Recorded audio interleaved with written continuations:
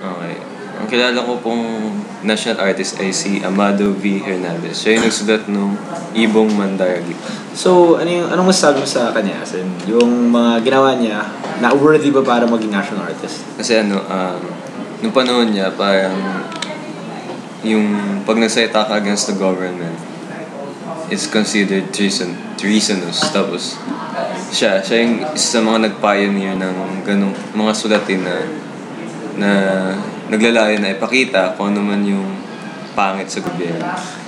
So sinasabi mo yung parang stand niya against the government, yun yung nagpakita ng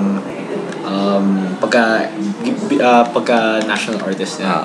So, yun ba yung parang, para sa'yo ba? Criteria ba yun para maging isang national artist? Oo, kasi ang art ay hindi lang dapat tungkol sa ganda, pero dapat mayroon din siyang message na napakita sa kanyang mga mambabasa.